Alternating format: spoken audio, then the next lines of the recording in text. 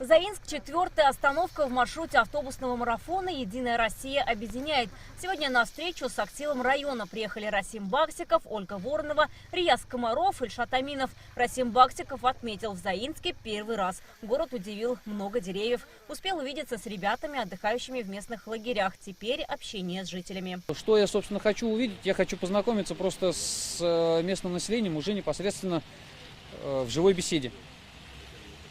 Какие есть требования у населения. Вот.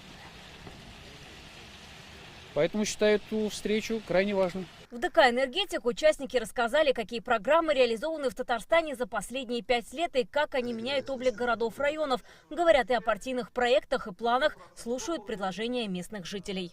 Проводим приемы, выездные приемы с населением. Мы знаем проблему в лицо. Приходит житель, ты смотришь его эмоции, ты смотришь его вопросы, ты реагируешь сразу же, ты видишь, что его сегодня волнует. Это очень важно. Живое общение никогда никто не отменит. Глава района Разев Каримов отметил, Заинск в рейтинге социально-экономического развития республики занимает 6-7 место. Конечно, самая главная наша мечта, наш проект – это реконструкция, обновление нашей Заинской ГРЭС.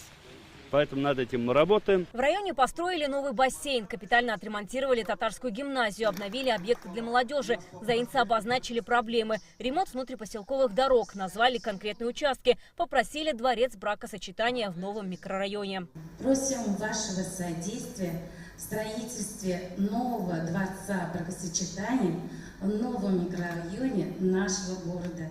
Знаете, это одна из тех немногих возможностей, когда можно донести свой голос непосредственно кандидату и выслушать его мнение. То есть перед тем, как выбрать. То есть не выбирать по фотографии, да, а выбирать уже по тем словам, по тем предложениям, которые он делает, которые предлагает для решения проблематики районов. Вы знаете, что наша республика занимает одно из первых мест в стране по темпам развития. Татарстан, он по правилу считается опорным регионом нашей страны. Встреча в Азнакаевском районе проходила в местном доме культуры. Здесь состоялась панельная дискуссия «Татарстан. Республика достижений». Ее модерировал Ильшат Аминов. Участники Данис Шакиров, Руслан Шагабуддинов, Алмаз Фаритов ознакомили местный актив с основными направлениями развития республики и Азнакаевского района. Глава рассказал о тех мерах поддержки, которые есть здесь для контрактников.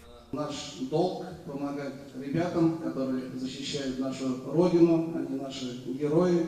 Помогаем нашим ребятам, собираем гуманитарную помощь и помогаем семьям наших военнослужащих. Как рассказал Марсель Шайдулин, в районе построили новый ЗАГС, бассейн, футбольный манеж. Часть проектов реализуют при поддержке нефтяников. Азнакаевцы активно задавали вопросы. Большинство затрагивает состояние дорог и ЖКХ. По озвученным предложениям планируют определить приоритетные направления работы партии на пятилетку. Граника Гайнудинова, Альбина Минаева, ТНВ, Заинск, Азнакаевский район.